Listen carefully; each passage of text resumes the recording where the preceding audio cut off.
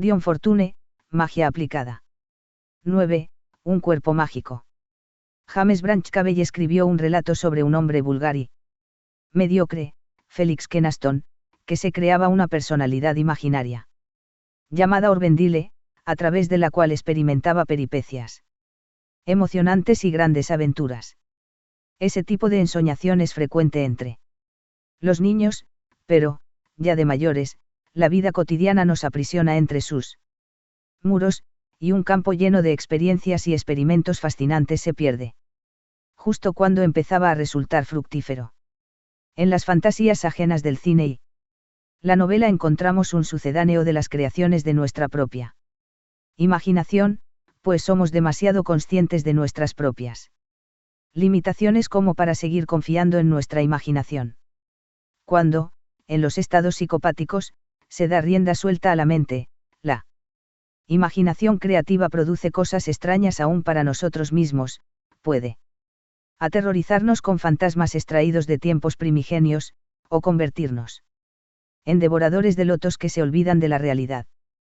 Cuando la consciencia nuclear mantiene el control, el mismo elemento destructor de la psiquis puede disciplinarse y transformarse en creativo a través de las formas de expresión artística, tan perfeccionadas y estilizadas que su contenido tradicional apenas resulta discernible, salvo cuando trabaja sobre los materiales tradicionales del mito y el folclore. A través de ese eslabón, podemos seguirle la pista a la relación entre la imaginación creativa del artista y la técnica del adepto, que utiliza los mitos a modo de fórmulas. Ambas trabajan al mismo nivel de la mente subliminal, y cada una de ellas posee algo de la otra en ella, quizá el grado de creatividad en las ramas del arte y de la magia depende de la proporción en que se encuentra la otra presente. Existe una técnica en el repertorio del adepto por medio de la cual se convierte en el mismo vehículo de experiencias que el personaje imaginario de Cabell, Orvendile. Equipados con ese instrumento, formado de sueños, podemos entrar en el mundo onírico del plano astral y realizar en él una representación dramática de nuestras vidas subliminales. El que esto sea o no bueno para nuestra salud mental dependerá del grado de sentido común que pongamos en ello. La huida de la realidad a la fantasía quizás sea un recurso psicológico peligroso, pero unas vacaciones de la realidad pueden resultar recomendables, ya que representarán una compensación o un refresco. Pero si los planos interiores son de hecho los planos causales de este mundo de la forma y la materia, los resultados de esas incursiones en el reino de la fantasía pueden ser de largo alcance, pues pondremos en marcha toda clase de influencias sutiles, cuyos efectos alcanzarán en último extremo nuestros límites de tiempo y espacio en círculos cada vez más amplios. No conviene despreciar esa clase de empresas, y una experimentación paciente y audaz puede lograr resultados que merezcan el esfuerzo y el riesgo corrido, sí. Es que lo hay. Personalmente creo que este empeño encierra menos riesgos que cualquier otro trabajo de la imaginación creativa al que se entregue uno.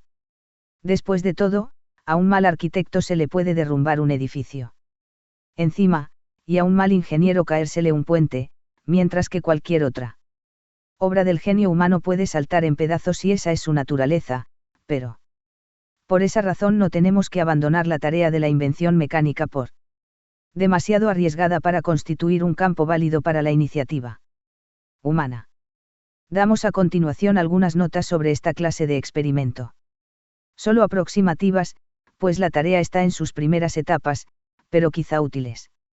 Ya que arrojan luz sobre los aspectos oscuros de la mente humana, tanto normales como anormales.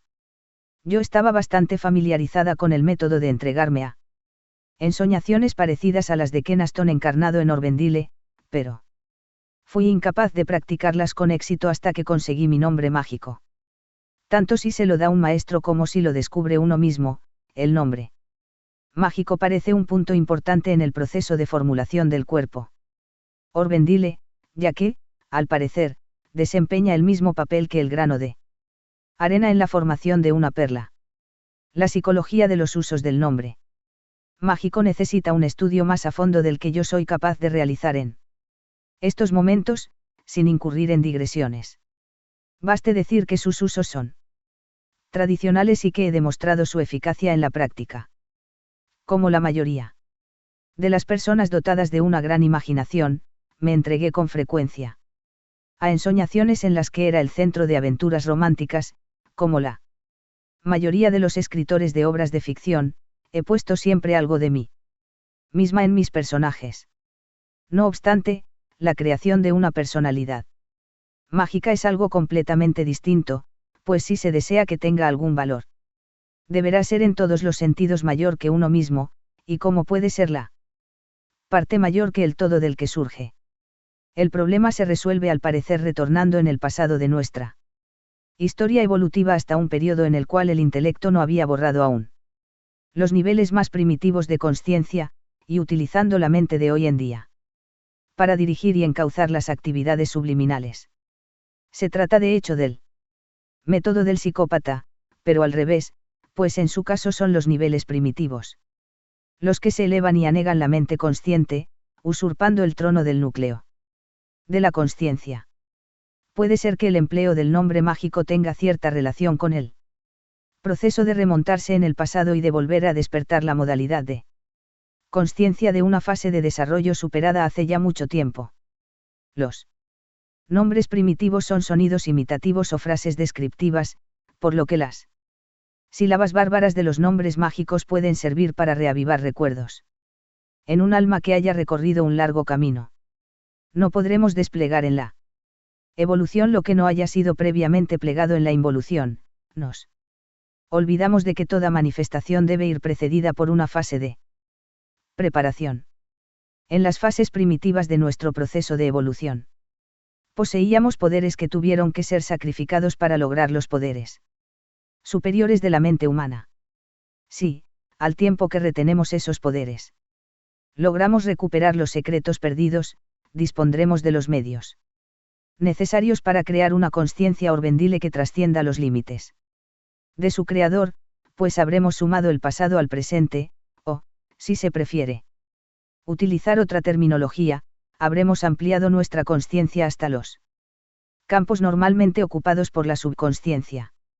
Según mi propia experiencia, la pronunciación para mí misma de mi nombre mágico me llevó a representarme de manera idealizada, no como una persona distinta, sino a mayor escala, sobrehumana, aunque todavía reconocible para mí misma. El ejemplo más aproximado sería el de una estatua de tamaño superior al real. Una vez percibida, podía volver a representarme esta versión idealizada de mi cuerpo y de mi personalidad a voluntad, pero era incapaz de identificarme con ella a menos que pronunciase mi nombre mágico. Una vez que lo afirmaba como el mío, la identificación era inmediata. La consciencia se transfería a la forma así visualizada, y me adentraba en el mundo de los sueños desnuda. Sobre esa desnudez, como la de una estatua antigua, podía ponerme las ropas o vestiduras que deseara para simbolizar el papel que quería interpretar. El nivel subconsciente de la mente se formó mientras la humanidad se encontraba en el plano astral en el momento de sumergirse en la materia, y la mente subconsciente conserva aún sus métodos astrales de representación, que se manifiestan en forma de valores emocionales e imágenes pictóricas. Comprendiendo cómo funciona la mente subconsciente podremos apreciar mejor cómo funciona la consciencia elemental, igualmente, recobrando el acceso a los niveles subconscientes de la mente podremos funcionar en el plano astral. Por esta razón, las impresiones de los reinos astrales se ven siempre gravemente confundidas por la inclusión de elementos subconscientes subjetivos. La mente subconsciente del ser humano medio en las comunidades civilizadas es fundamentalmente subjetiva, mientras que la mente subconsciente de las razas primitivas es en gran medida objetiva, es decir, consciente de su entorno astral, de ahí el predominio de la magia entre los pueblos primitivos, pues sus miembros son todos magos por naturaleza. A lo largo de su proceso de formación, el ocultista aprende a ampliar el umbral de su consciencia hasta llegar a la mente subconsciente, pero mientras que en la humanidad primitiva la mentalidad terminaba en el subconsciente, en el hombre evolucionado los poderes de la mente humana se remontan a otros planos y se apoderan del funcionamiento de las facultades astrales subconscientes. No obstante, la iniciación en el plano astral significa algo más que la explotación de los poderes psíquicos. El plano astral es el plano del control de la gran reserva de energía etérica, y cuando conseguimos el derecho de penetrar en el plano astral, obtenemos también acceso a los subplanos etéricos del plano físico, y control sobre ellos. De esos subplanos se derivan las fuerzas vitales de los organismos físicos, y el contacto con esas grandes reservas naturales de fuerza es el que otorga esa calidad magnética peculiar, tan claramente perceptible en las almas que mantienen contactos elementales. Los contactos con el rayo verde aparecen en los ritos de iniciación celtas, mientras que los ritos de iniciación de los griegos y los druidas pertenecían al astral superior, a diferencia de los de épocas anteriores, que eran iniciaciones del astral inferior, como demuestran las terribles deidades de Acadia y Babilonia. Los griegos, con su arte antiguo, y los celtas, con su música y sus danzas, fueron los verdaderos iniciados del rayo verde, y la influencia de los contactos astrales puede verse claramente aún hoy en día en el temperamento de las razas célticas. El rayo verde es esencialmente el rayo de los artistas, pues es la mente subconsciente, o astral, la que constituye el factor creativo en el campo de las artes, dependiendo el grado de inspiración de la mayor o menor preeminencia de la misma. La técnica pertenece al campo de la mente humana consciente. Pero el auténtico impulso creativo procede de la antigua mente astral de la especie humana, que se encuentra oculta bajo la consciencia superpuesta. No obstante, sin la técnica tan penosamente adquirida mediante el entrenamiento de la mano y el ojo, no puede haber manifestación alguna en el terreno de los impulsos creativos astrales. Existen muchas personas que, a pesar de poseer esos contactos astrales, son incapaces de reducirlos a formas del plano físico. En muchos casos, éstas se ven arrebatadas de dicho plano y arrastradas al astral, como comprobamos en los ejemplos de temperamento artístico tan extremado, que conduce al desequilibrio mental y a la locura. Existen, asimismo, determinados tipos de locura, y síntomas de enfermedades mentales de origen puramente físico, y que no se pueden explicar en términos de nuestro conocimiento del campo astral, pues, al igual que existen determinadas variedades de drogas procedentes del hachís que abren artificialmente los centros psíquicos a la percepción del plano astral. Existen determinadas condiciones tóxicas de la sangre que actúan de idéntica manera, lo que explica las alucinaciones de los dementes, que están de hecho experimentando fenómenos psíquicos y viendo a su alrededor a los habitantes del plano astral, así como a sus propias formas de pensamiento con sus auras correspondientes. La psicología explica bastante satisfactoriamente esta última clase de fenómenos, pero no comprende los primeros, y tiene que recurrir a alambicadas explicaciones para incluirlos con los segundos. Los estudios psicológicos acerca de la locura son capaces de arrojar luz sobre muchos de los fenómenos de la experiencia psíquica, y no nos cuesta ningún trabajo reconocerlo, ni ese reconocimiento va en demérito del ocultismo, pues es la simple verdad, y las alucinaciones provocadas por la locura pertenecen a un tipo de fenómenos astrales perfectamente descifrables por la ciencia moderna.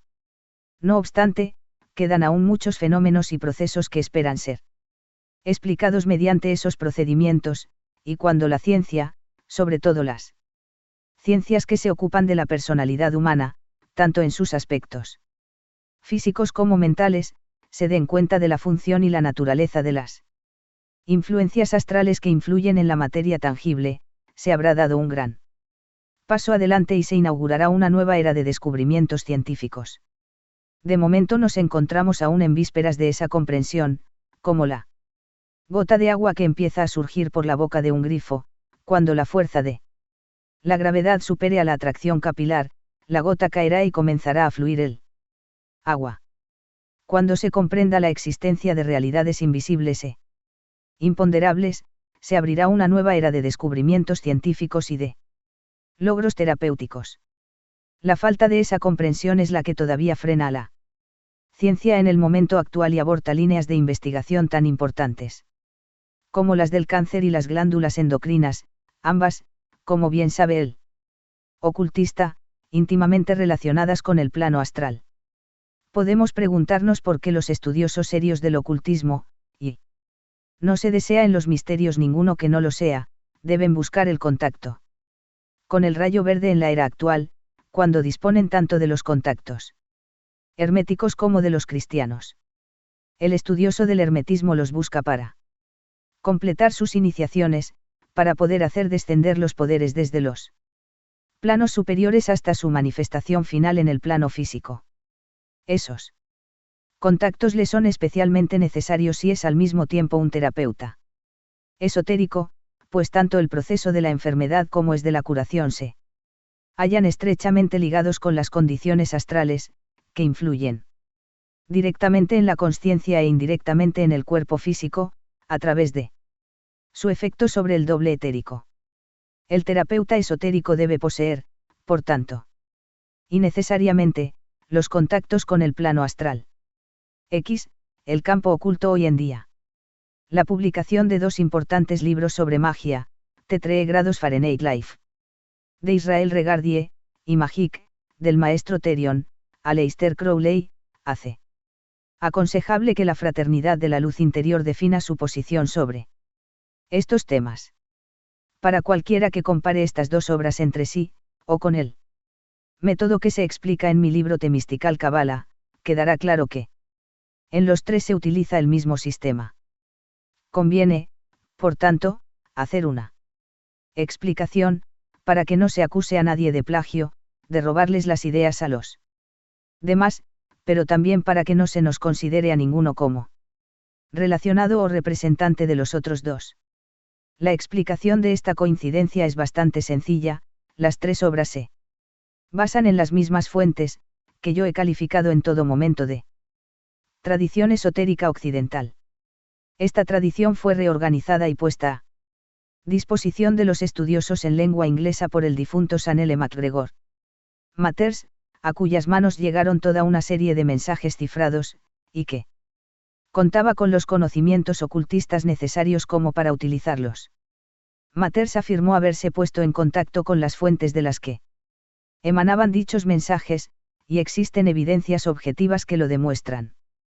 Pero el tema entero se ve envuelto en el secreto debido al gran sigilo y cautela que mostró, y por los drásticos juramentos de iniciación que exigió a todos aquellos a quienes enseñó lo que él había aprendido, e incluso a ellos les ocultó algunos puntos de vital importancia. A pesar de todas esas reservas, de que realmente descubriera su sistema. Como él dice que lo hizo o de que saliera de su propia cabeza, en la práctica demostró funcionar como un sistema sumamente eficiente y satisfactorio de ocultismo práctico y como sendero de iniciación. En el campo del ocultismo, las cosas se miden por sus resultados, y los títulos altisonantes y las afirmaciones descabelladas a que nos han acostumbrado algunas organizaciones norteamericanas no tienen la menor capacidad de convicción. Para todos los que poseen algunos conocimientos acerca del tema y de su historia, o algunas experiencias prácticas al respecto. Una de las cosas que avalan la autenticidad de las afirmaciones de MacGregor Mathers es precisamente el hecho de que se rodeara del más impenetrable de los secretos. Y que no renunciase a él ni tan siquiera como forma de autodefensa. Las pruebas relativas a las fuentes de las cuales Mathers obtuvo sus mensajes son contradictorias y, según mis investigaciones, no pueden considerarse concluyentes, pero también puedo afirmar que esos mensajes debieron existir, ya que conozco a personas dignas de toda confianza que los vieron. No obstante, como estaban cifrados, quienes me informaron de ellos no sabían tampoco cuál era su contenido ni lo que MacGregor Mathers fue capaz de sacar en limpio, o hasta qué punto añadía cosas de su propia cosecha. Obtener información sobre el tema no resultó fácil, sobre todo porque yo entré en escena después de la muerte de MacGregor Mathers, y fue como Intentar encontrar evidencias acerca de la naturaleza del tejido de que estaban hechas las vestiduras del rey del famoso cuento, que salió a la calle sin llevar nada encima. Todo el mundo juraba y perjuraba que eran ciertas las leyendas que circulaban en la orden por él fundada, aceptándolas acríticamente según corrían de boca en boca e iban ganando credibilidad gracias a tanta repetición. Por lo que yo pude deducir tras estudiar concienzudamente el tema. MacGregor Matters contaba con una gama amplia de conocimientos raros.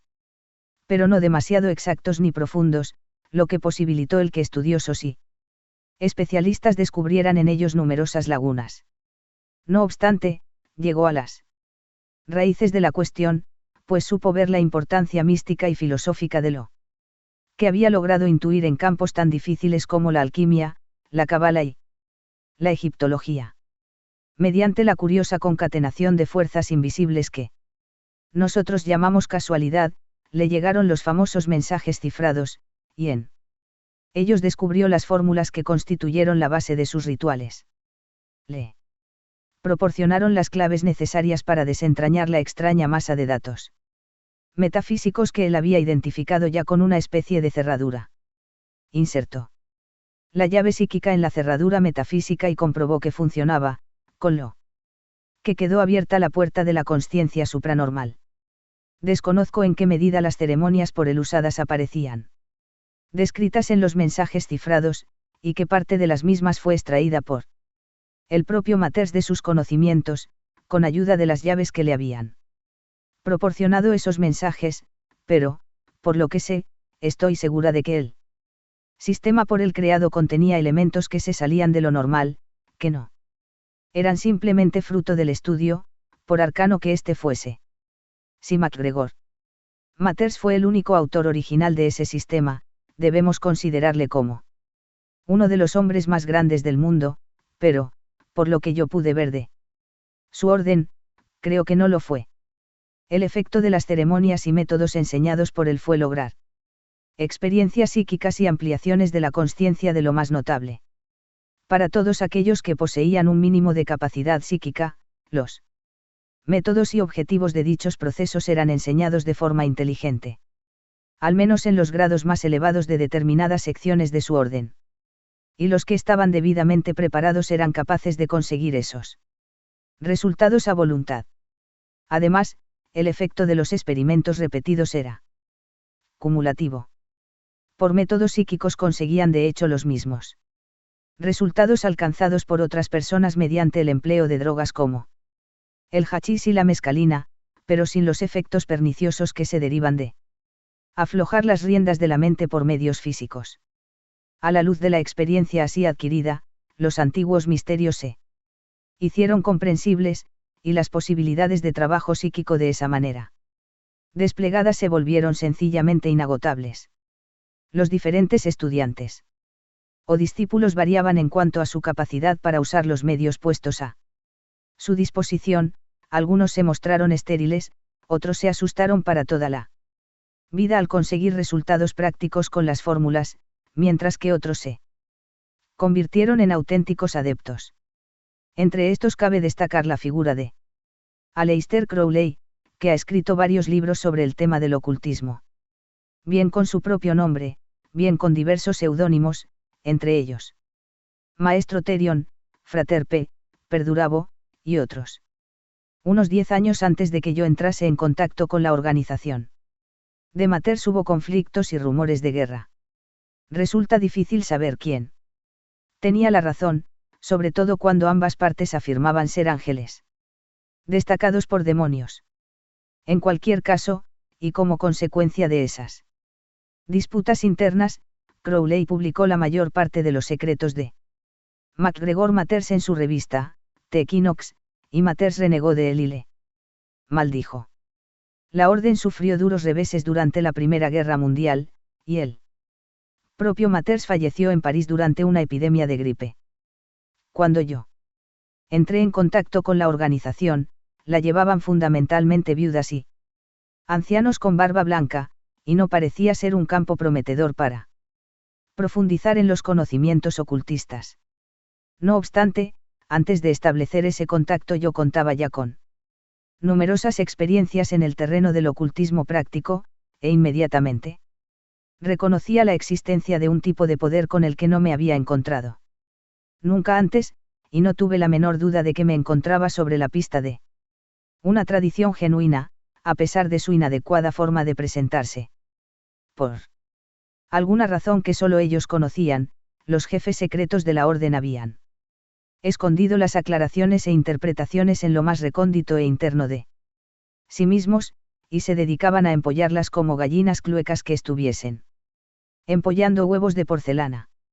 La organización se había dividido en toda una serie de disjecta membra, y todo el mundo miraba a los demás con recelo y sospecha, considerándolos como alejados de la verdadera ortodoxia.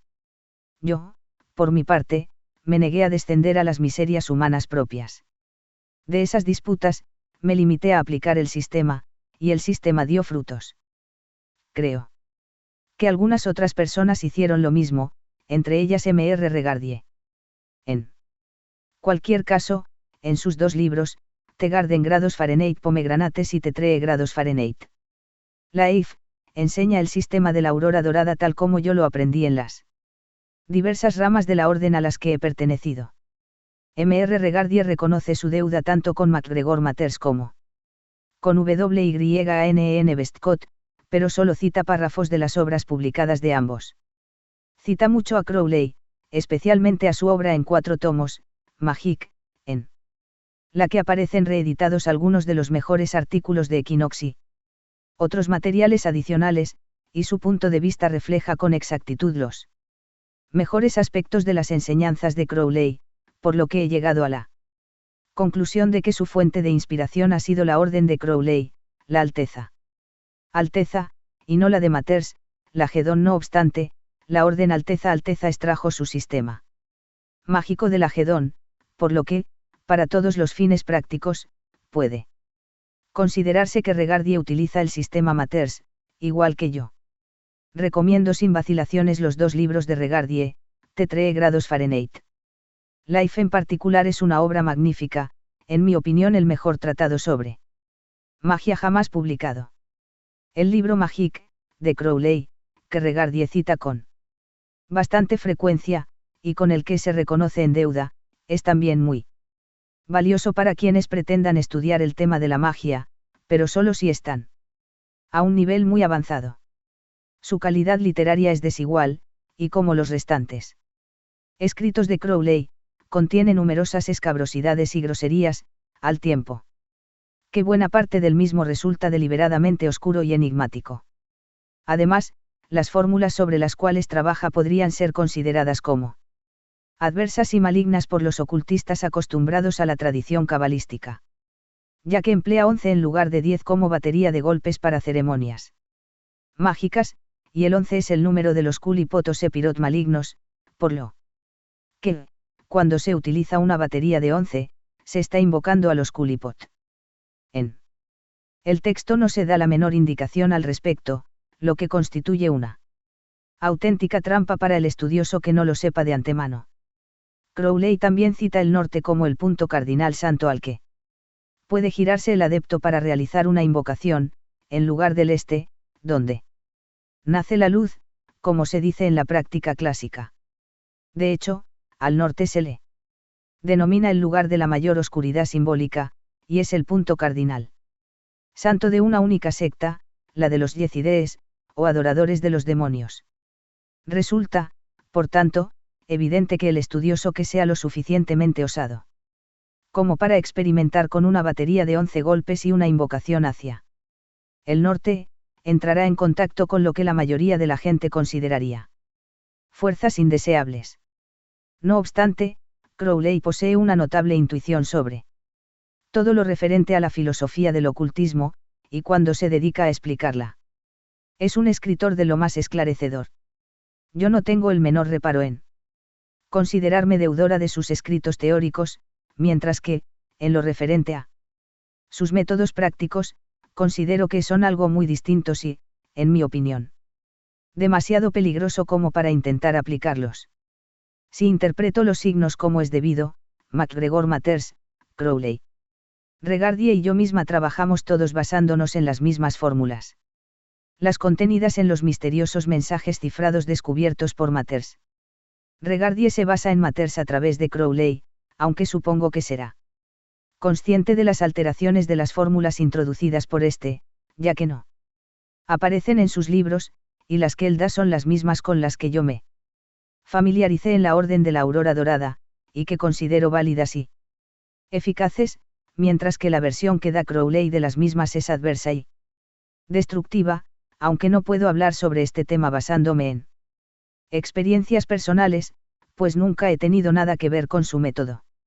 No obstante, he hablado con personas que sí han tenido que ver, y comprobado que no parece haber dos opiniones coincidentes sobre ese punto una vez transcurrido un plazo de tiempo suficiente como para que puedan verse los resultados finales. Pero aunque me disocio totalmente de los métodos de Crowley, no deseo minimizar su aportación a la literatura sobre temas ocultistas, que es del máximo valor. Un estudiante avanzado, que sepa leer entre líneas y separar el grano de la paja, podrá aprender muchísimo de sus obras, y si nuestro interés se centra en los textos escritos por un autor y no en el mismo, no tendremos por qué preocuparnos por su carácter personal o por su vida privada. Uno de los problemas más difíciles del ocultismo actual es el relativo a la cuestión de la autoridad. ¿En qué consiste una auténtica iniciación? ¿En qué consiste una genuina orden ocultista? ¿Quiénes son y dónde están los maestros? Hace falta que respondamos inequívocamente a todas esas preguntas, y que definamos las normas o baremos que empleamos para juzgar, antes de empezar a avanzar por el camino o sendero. No me propongo analizar detalladamente todas esas cuestiones en estas pocas páginas, pues ya lo he hecho en otras obras, pero sí realizaré un intento concreto de definir un baremo para juzgar los temas relacionados con el ocultismo que permita forjarse una opinión en casos específicos. Una autoridad que se envuelve en misterio es algo especialmente favorable a las mistificaciones y los abusos, y resulta difícil ver cómo, si no existe persecución, puede tener alguna justificación. Cuando el ocultismo solo podía practicarse poniendo en peligro la libertad o incluso la vida, las cosas eran distintas, pero porque debería enterrarse bajo tierra una organización ocultista actual. Es posible que algunos individuos consideren prudente disimular sus intereses en aras a su profesión o estatus social, pero resulta difícil entender que un maestro del ocultismo mantenga en secreto sus actividades, salvo por la razón de que a la naturaleza humana le gustan los misterios y de que un cierto grado de teatralidad refuerza su prestigio. Pero el iniciador consagrado, y no cabe pensar que ningún otro sea digno de consideración, se plantea la ciencia esotérica como una filosofía y una religión, y no se preocupa por cosas tan banales como esas, que deja para aquellos a quienes agrada la publicidad y el sensacionalismo baratos. Podemos tomar, por tanto, una esponja y borrar de la pizarra a cualquier individuo u organización que no esté dispuesto a poner las cartas sobre la mesa y a revelar sus antecedentes. Es una desgracia que el paladar popular se haya visto tan estragado con maravillas ocultas que es ya incapaz de asimilar una alimentación sana, a base de hechos reales, que le resulta incluso repugnante. A menos que los antepasados espirituales de una orden o de un iniciador sean muy remotos. Tanto en el tiempo como en el espacio, no habrá prestigio posible. Los charlatanes se aprovechan de ello, y se jactan de triunfos y logros que les cuestan tanto demostrar como a nosotros investigar. Sea cual sea la situación. En Oriente, las líneas de contacto en el plano físico en Occidente se han visto hasta tal punto rotas y destruidas en el tiempo histórico que ahora no queda más remedio que recomponerlas y pegarlas como si fuesen una cerámica antigua. No obstante, la experiencia demuestra que, en cuanto se ha realizado parte de esa recomposición, la persona dotada de capacidad psíquica podrá ya descubrir los contactos con el plano interior y reconstruir el eslabón. Eso es lo que se hace de hecho en los modernos misterios El que un iniciador o una organización afirmen descender de la Hermandad del Himalaya o de la Hermandad de la Rosacruz, o de cualquier otra orden secreta que goce de parecida popularidad, no significa que esa descendencia siga una línea continua e ininterrumpida de tradición en el plano físico, aunque tampoco que, si no existe dicha línea de descendencia, sus afirmaciones carezcan totalmente de validez. Un ocultista con un cierto grado de evolución o desarrollo puede recoger los contactos psíquicos con esas grandes organizaciones del plano interior y estar trabajando bajo su influencia. Cuando esto ocurre, se producen cosas muy curiosas en el plano físico, y el individuo en cuestión descubre que está constantemente recogiendo los fragmentos rotos de la tradición a que se ha consagrado. Mi propia experiencia me dice que, al menos durante los 3 últimos años antes de entrar en contacto con ella en el plano físico, yo ya estaba trabajando sobre los contactos de la orden donde fui finalmente recibida. Esos contactos los recogí en puntos diferentes en ambas ocasiones, después de que se hubiesen visto completamente separados del plano físico. Cuando se han recogido los contactos de una de las grandes fraternidades o hermandades existentes, una parece avanzar a gran velocidad, sobre raíles invisibles. Existen numerosos testimonios que lo demuestran. Una orden oculta puede compararse con un iceberg, del que solo una séptima parte flota sobre la superficie, mientras que el resto permanece sumergido. 6 séptimas partes del trabajo ocultista se realiza en los planos interiores, y, de ellas, 5 sextas partes consisten en experiencias subjetivas. Por tanto, para cualquier estudioso o iniciador es esencial poseer los contactos con el plano interior de una orden válida. Una vez conseguidos, el aspecto exterior comenzará a cristalizar alrededor de ellos, como la perla se va formando, capa tras capa, alrededor del granito de arena en la concha de la ostra. Pero aunque el contacto con el plano interior constituye el núcleo vital, cualquier estudioso o iniciador se encontraría en una difícil situación si no contase con un conjunto de conocimientos mundanos en los que basarse. Los sistemas ocultistas resultan demasiado complicados y detallados como para poder discernirse psíquicamente de manera sencilla o práctica. Aunque diseminado y escondido, existe un importante conjunto de tradiciones, y el estudioso que mantenga abierto su ojo interior podrá penetrar en su significado cuando lo estudie. Si aspira a convertirse en un iniciador y a formar a otros estudiantes, tendrá que codificar sus conocimientos y darles forma inteligible. El valor de una escuela ocultista dependerá en gran medida de la manera en que se realice esta labor puramente mundana. Si se desea que tenga validez y sentido para los estudiantes, la sabiduría antigua debe complementarse con el pensamiento moderno. Por tanto, una escuela ocultista necesita contar con personas dotadas de capacidad psíquica que posean los necesarios contactos vivos y con estudiosos dotados también de los conocimientos necesarios. Con esos 2 elementos, las cartas antiguas apenas tendrán importancia, pues a menos que existan los contactos vivos, y a menos que el sistema se haya mantenido al día generación tras generación, las cartas no serán sino lápidas funerarias que señalen el lugar en que está enterrada una fe muerta. Las organizaciones místicas no suelen durar mucho tiempo, y rara vez sobreviven a la generación que tuvo contacto personal con su fundador. Tan pronto como el impulso inicial pierde fuerza, se apodera de ellas la senilidad. Y tienen que volver a nacer entre dolores y angustias sin cuento. Los viejos odres no sirven para contener el vino recién hecho, y las reformas se producen por lo general recurriendo más al dogmatismo y a la cerrazón que a la expansión y la reevaluación. Si buscamos las raíces de la experiencia espiritual viva, no sería prudente que lo hiciésemos según las líneas de la tradición del plano físico organizada. Los vientos soplan en la dirección que quieren, y no en la que les ordena la autoridad. La auténtica línea de contacto es siempre personal, y funciona de un modo muy peculiar, pero definido. El hilo conductor es sumamente fino, casi invisible, pero está allí. Es como la levadura que se mezcla con la harina, diminuto, indispensable y eficaz. Ese eslabón indispensable con el plano físico parece consistir en un encuentro personal entre la persona que busca los contactos con el plano interior y alguien que ya los posee.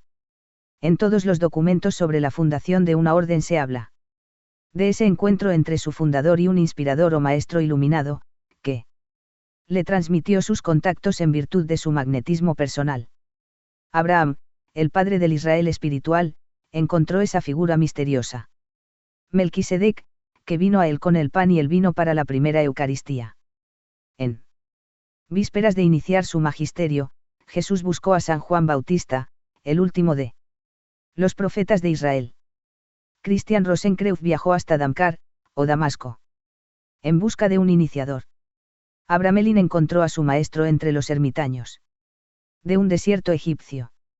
Rudolf Steiner lo encontró en lo más profundo de la Selva Negra.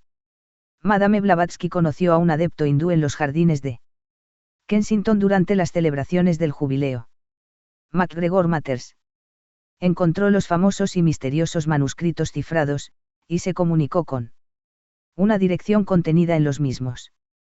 Pero conviene no olvidar que, a pesar de constituir el momento decisivo de cada una de las trayectorias citadas, el contacto personal con el adepto iniciado no fue nada más que una clave que luego hubo que desentrañar.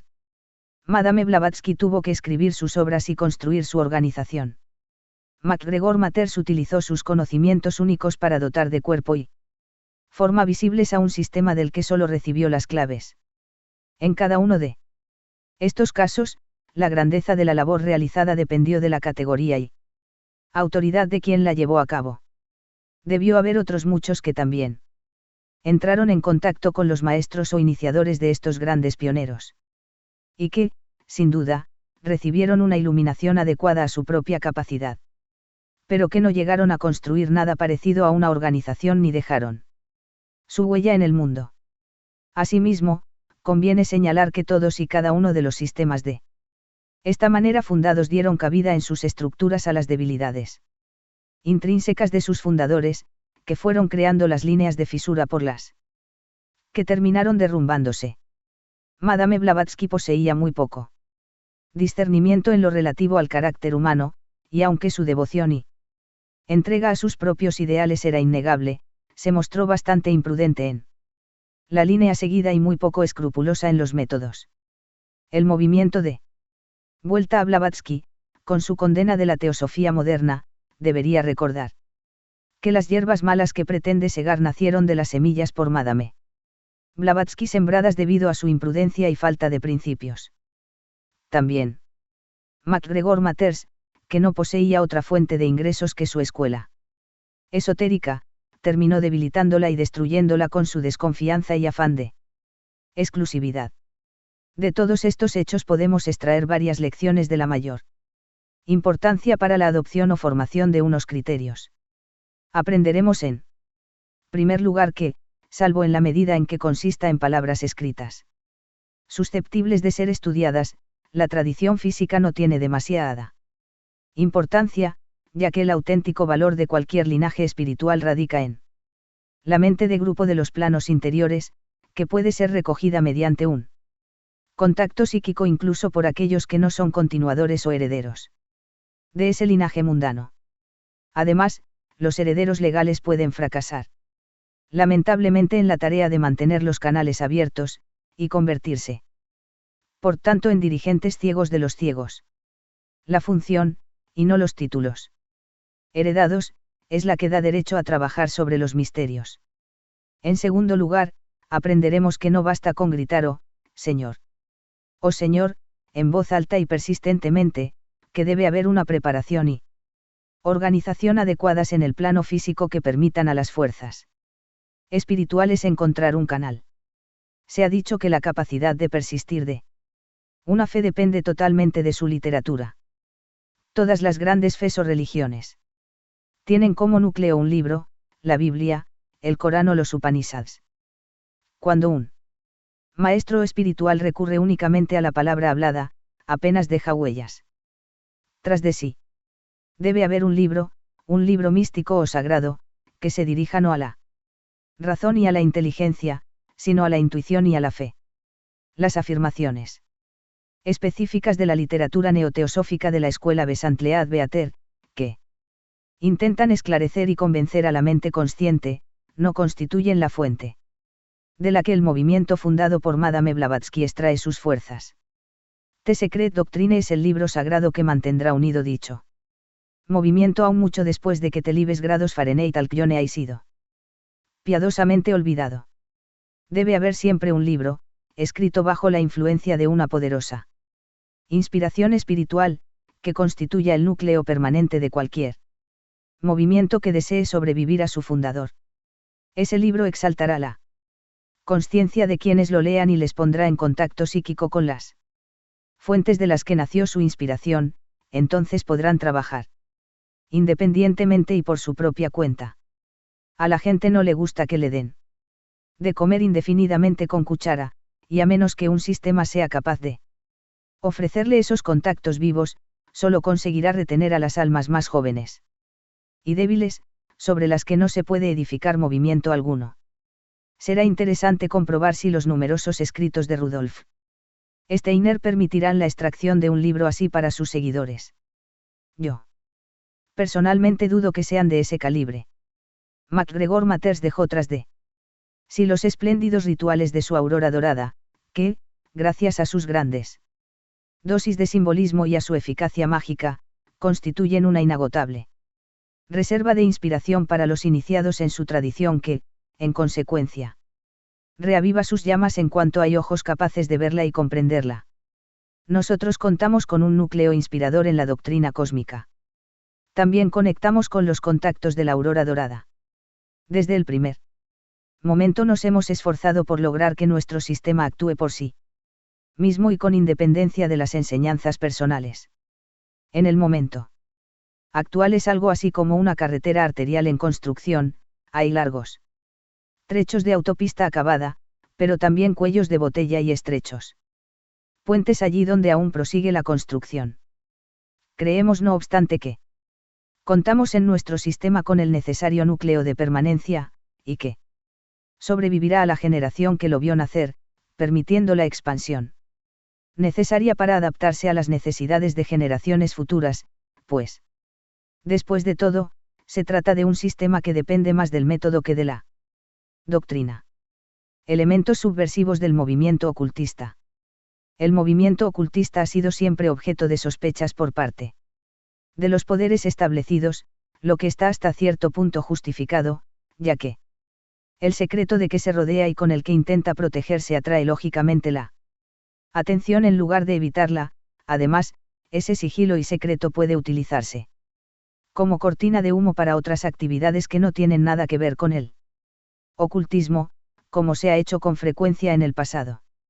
En consecuencia, el ocultista no debe mostrarse resentido por las sospechas que él mismo ha provocado, sino esforzarse, utilizando para ello todos los medios a su disposición, por aclarar la situación, dar pruebas de su buena fe y llevar sus asuntos de tal manera que no sirvan de cobertura a quienes solo pretenden sembrar confusión o hacer el mal. Las influencias que operan sobre el mundo actual se agrupan bajo dos banderas, como han hecho siempre. La elección de bandera es cuestión de temperamento, y se ha dicho no sin razón que todo el mundo es radical en su juventud y conservador en su vejez. Descubriremos, por tanto, que los tímidos y aquellos que se han visto más favorecidos por la vida se muestran partidarios del conservadurismo, del mantenimiento del actual estado de cosas. Pero también nos encontraremos con que los espíritus más audaces, y aquellos a quienes el actual sistema social presiona más y trata peor, desean introducir cambios en el status quo, cambios a veces radicales.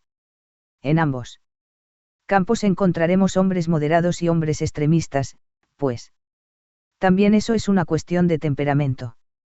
Los dos tipos opuestos de temperamento tienen dificultades para entender el punto de vista del otro, y los ejemplos más extremos carecen normalmente de la imaginación necesaria para concebir que puede haber un punto de vista distinto del suyo.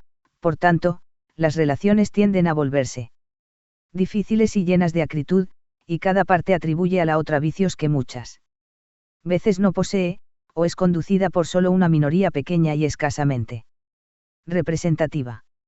El interés contribuye también a exacerbar la situación, pues cualquier ganancia por una parte se consigue a expensas de la otra.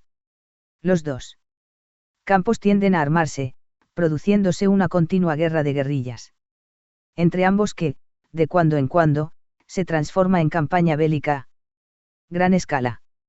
Dentro de determinados límites, los dos aspectos son esenciales para el bienestar del cuerpo político, y la experiencia lo ha demostrado tan claramente. Que una oposición bien organizada y reconocida se considera esencial para la marcha de una nación. Pero aunque la polarización normal entre ambos puntos de vista es un fenómeno sano y contribuye a prevenir cualquier clase de extremismo, constituyendo al mismo tiempo algo inevitable en este universo, que se manifiesta siempre mediante pares de opuestos, en ambos campos se encuentran también puntos de vista extremos que superan todo equilibrio y que, para decirlo una vez más en el lenguaje de la Cábala, son culipóticos. Ya que tienden al caos. El reaccionario empedernido se empeñará en salvar por encima de todos sus intereses, sean cuales sean las condiciones imperantes en el resto del mundo, mientras que, llevado por su odio a la situación existente, un anarquista exaltado estará dispuesto a hacer saltar todo por los aires, aunque caiga luego sobre su cabeza. Las personas razonables de ambos bandos miran con desconfianza a sus propios extremistas y son capaces de mostrar simpatía y respeto hacia sus oponentes. Como hemos señalado ya, la elección de bando depende más del temperamento que de una convicción intelectual. Las personas que normalmente optan por el bando del cambio suelen poseer un temperamento más imaginativo e impresionable que aquellas que prefieren refugiarse en él. Conservadurismo, aunque no sea en el sentido estrictamente político de la palabra. Las primeras son las que mantienen los ojos y los oídos bien abiertos.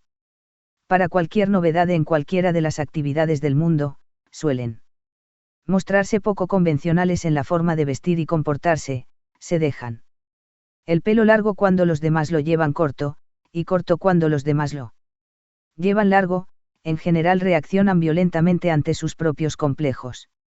Y no solo ante los relacionados con sus ideas o convicciones especiales, sino en todos los aspectos de la vida, tanto en los hábitos sociales más insignificantes como en los aspectos más profundos y esenciales del espíritu. Dado que el ocultismo consiste sobre todo en un punto de vista anticonvencional, encontramos entre sus adictos a un elevado número de personas de mentalidad abierta y liberal, y a una proporción comparativamente pequeña de personas conservadoras o de mentalidad convencional. No obstante, no deberíamos incurrir en la trampa de confundir el post-hoc con el propter-hoc. La gente no adopta puntos de vista radicales debido a las teorías o doctrinas que se les enseñe bajo el velo del secreto en logias ocultistas, sino que se convierten en ocultistas debido a que, de entrada, son ya personas de mentalidad abierta y dispuestas a la aventura. Existe además un determinado tipo de reformador, más reflexivo y filosófico, que, en su búsqueda de una explicación que le lleve hasta las últimas causas o raíces del descontento social, descubre que las enseñanzas esotéricas le permiten encontrarla, sobre todo en sus doctrinas sobre las mentes de grupo, las influencias sutiles y los ciclos evolucionarios. Ese reformador social estudia el ocultismo no con el propósito de aplicar una magia ritual a sus enemigos, como supone la imaginación popular, sino con él de llegar a comprender las causas últimas de las cosas. Es raro encontrar fanáticos de un bando u otro en los círculos ocultistas. O, de cualquier manera, en círculos que no compartan punto por punto todas sus ideas. El exaltado posee una mente unidireccional, y está tan absorto en sus propias obsesiones que no le interesa nada más, ni tiene tiempo que perder en ello. Por tanto, se comprobará que, aunque en los círculos ocultistas predominan las personas con puntos de vista avanzados y anticonvencionales, es por casualidad y por razones de temperamento, no debido a que las doctrinas ocultistas tengan nada que ver con la política. El ocultismo y el mundo de Lampa.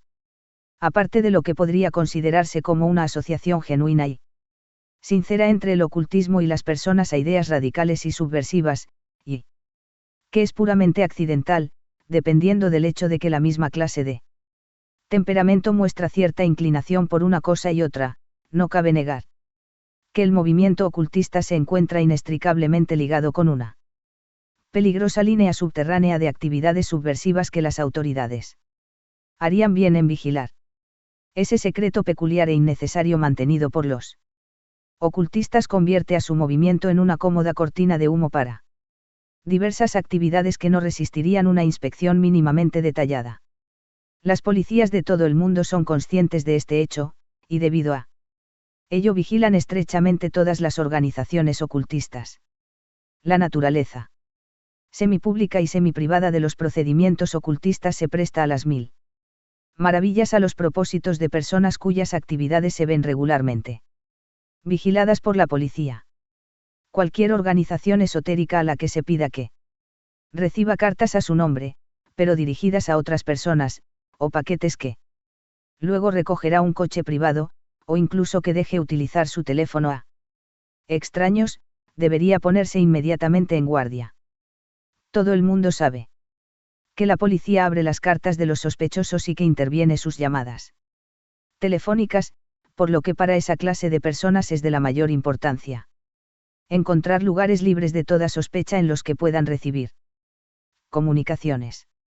Rara vez puede haber razones convincentes que amparen el hecho de enviar cartas a una dirección falsa, y las organizaciones esotéricas que se muestren excesivamente complacientes a este respecto estarán creando dificultades a todo el movimiento. Es una pena que la sociedad teosófica se viese tan estrechamente ligada con actividades políticas de la India, aunque, para ser justos, hay que decir que probablemente sus miembros no se dieron cuenta de a qué extremos habrían de llevarles finalmente tales actividades.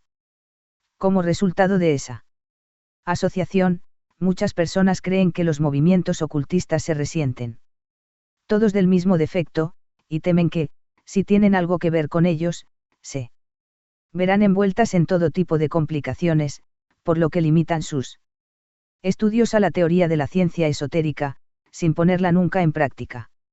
Las organizaciones fascistas de Gran Bretaña y de otros países parecen tomarse muy en serio la amenaza del ocultismo subversivo, pues consideran que cualquier sociedad ocultista es por definición subversiva y debe ser sometida a observación y espionaje.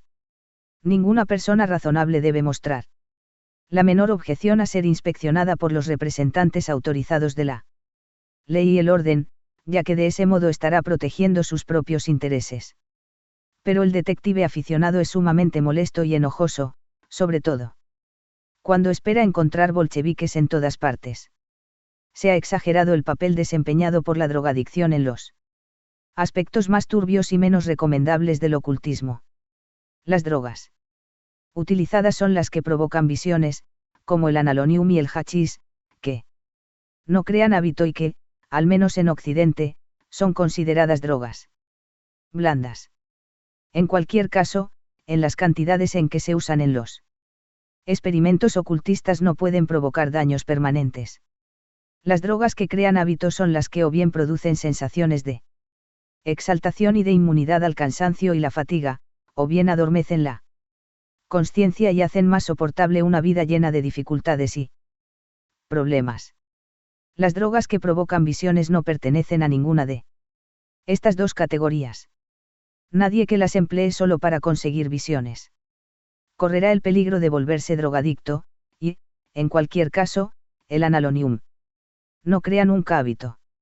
El riesgo a que se exponen quienes usan estas drogas es psíquico, no físico, si quien experimenta con ellas no es un ocultista experto, competente en invocaciones y conjuros, pueden convertirle en susceptible de una invasión psíquica, e incluso de una obsesión, pues abren las puertas de lo astral a la consciencia impreparada, y como saben todos los nadadores, una cosa es alejarse de la playa nadando y otra volver a ella. No me siento con fuerzas. Como para negar que las drogas pueden desempeñar un cierto papel en las investigaciones ocultistas, pero sí para afirmar que esas investigaciones solo deberían ser emprendidas por quienes estén debidamente preparados, tanto en lo que se refiere a sus logros ocultistas como en lo relativo a su bagaje científico, y que no son en absoluto recomendables para aquellos que busquen únicamente nuevas emociones. Los autores de obras de ficción han sacado gran partido de las llamadas misas negras, que consisten en profanar por todos los medios que pueda sugerir la imaginación más calenturienta los símbolos sagrados de la fe católica. Se trata de algo que solo pueden poner en práctica los propios católicos, ya que, como ha señalado Eliphas Levi, no podrá tomar parte en una misa negra nadie que no crea fervientemente en la misa blanca. Para los no católicos, los ritos y operaciones de la misa negra carecerán totalmente de sentido. Las orgías sexuales han desempeñado un cierto papel en los misterios, y, en el caso de los pueblos primitivos, no deberíamos condenarlas indiscriminadamente sin estudiar de antemano el tipo de sociedad en que tienen lugar. No cabe aplicar criterios civilizados para juzgar a pueblos primitivos, que viven en condiciones completamente distintas y de acuerdo con códigos de conducta del todo diferentes a los nuestros. Esas orgías no producen necesariamente la degeneración de que hablan los misioneros. No tienen nada que ver con la promiscuidad sexual, sino que están estrictamente limitadas a periodos determinados. Una gente que vive en condiciones naturales, en estrecho contacto con la naturaleza, y compitiendo con las plantas y los animales por la posesión del suelo, tiene otras necesidades sociales y, por tanto, otros códigos morales que los de una población sumamente densa y altamente organizada, cuyo problema es alimentarse de un terreno o área limitada. Para la primera, las orgías que estimulan la fecundidad pueden ser tan necesarias y virtuosas como los frenos morales en otros tipos de sociedad. Tampoco debemos incurrir en el error de pensar que como una raza o pueblo tiene entre sus símbolos sagrados representaciones simbólicas o explícitas de los órganos de reproducción es necesariamente licenciosa o degenerada, al igual que el hecho de que una monja sea admitida en una orden religiosa a través de una ceremonia matrimonial no debe hacernos sospechar nada parecido. La reticencia en todo lo relacionado con el sexo y las materias sexuales es solo una cuestión de modales, no de moral. En todas estas cosas hay verdades que no podemos ignorar, y una civilización es más pobre, y en absoluto más limpia o más sana, por hacer caso omiso de ellas. No obstante, el problema se plantea cuando personas de inclinaciones licenciosas las utilizan como justificación y cortina de humo. Es innegable que, sobre todo en Europa, se ha actuado muchas veces así en nombre del ocultismo. No obstante, en su mayor parte, el relajamiento moral en los círculos ocultistas ha consistido únicamente en emparejamientos esporádicos entre almas gemelas, y no posee mayor significado ocultista que la existencia de condiciones parecidas en los círculos artísticos. No sé. ¿Hace uso mágico alguno de esa clase de relaciones? El único toque ocultista que poseen consiste en intentar buscar una justificación para las mismas en vidas anteriores, lo que nadie, salvo las personas afectadas, toma nunca demasiado en serio. En distintos momentos, algunos ocultistas han intentado poner en práctica las doctrinas freudianas. Nadie que conozca mínimamente la vida y la realidad podrá negar que contienen grandes dosis de verdad, y, al menos desde el punto de vista teórico, la postura de tales personas parece estar justificada. No obstante, las consecuencias sociales y la tensión y confusión generalizadas provocadas por tales métodos son tan graves que, se piense lo que se piense acerca de ellos desde el punto de vista de la ciencia pura, en la práctica es mejor olvidarse de los mismos. En primer lugar, las fuerzas empleadas escapan fácilmente a todo intento de control, y en segundo lugar, cuando esas prácticas se realizan coincidiendo con la formación de un grupo, la mente del mismo adquiere una atmósfera excesivamente elemental como para poder ser tolerada por personas civilizadas. Las orgías y la magia sexual más cruda y rudimentaria han desaparecido ya del nivel de conciencia en el cual funcionan las razas civilizadas, al igual que ha ocurrido con el infanticidio y el exterminio de los ancianos cuando estos dejaban de cumplir funciones prácticas. Sin embargo, existen mejores métodos de aproximación a los niveles elementales de la conciencia que estos, que no pertenecen al camino de la mano derecha.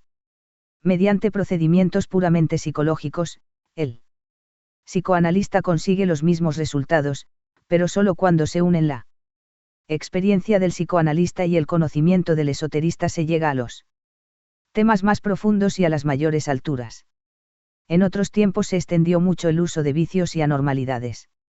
Para fines mágicos, los hechos son de sobra conocidos, y dieron lugar a repetidos escándalos. No cabe argumentar nada para mitigar la gravedad de esas prácticas, que son antinaturales y destructivas en todos los planos. No obstante, existen razones para creer que esa fase del llamado ocultismo negro ha superado ya su época y está a punto de desaparecer. Su principal exponente se volvió loco, y su ejemplo parece haber infundido prudencia a sus seguidores. No obstante, sigue habiendo enseñanzas y prácticas insanas en determinados círculos, lo que da lugar a una rica cosecha de psicopatologías. Las mentes de grupo se han visto influenciadas, y los individuos sensibles pueden verse sometidos a experiencias desagradables, a perturbaciones psíquicas, e incluso a graves enfermedades mentales si se relacionan con esos círculos.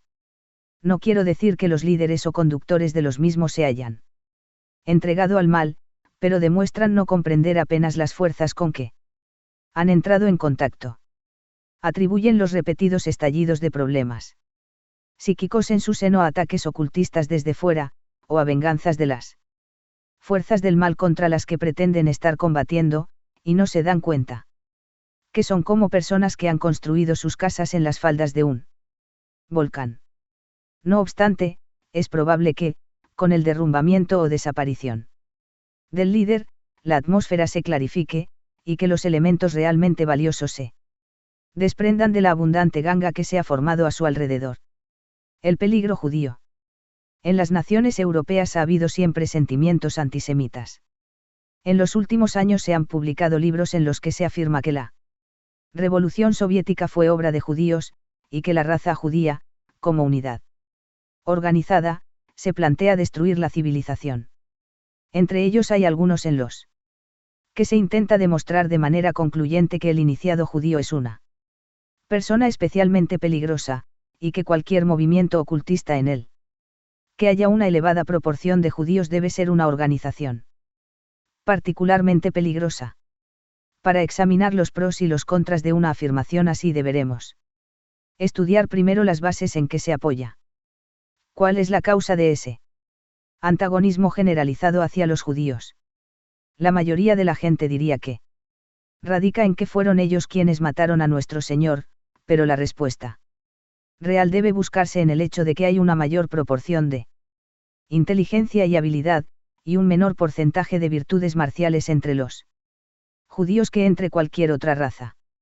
Eso, unido a su orgullo racial y a su exclusividad, irrita a los genitales, y como el judío no es por lo general una persona belicosa, estos pueden dar rienda suelta a su irritación. Además, debido a su peculiar don para las finanzas, los judíos son los prestamistas universales, y una forma cómoda de no pagar deudas molestas consiste en desencadenar de cuando en cuando un pogrom. Ambas partes, judíos y gentiles, poseen fuerzas fuertes y débiles que les convierten en enemigos y presas unos de otros, y ese estado de cosas no favorece la mutua confianza ni las buenas relaciones.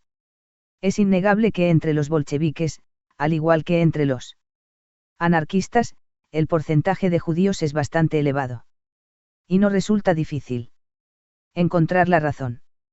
El judío es la excepción a la regla de que un idealista no puede ser nunca una persona práctica.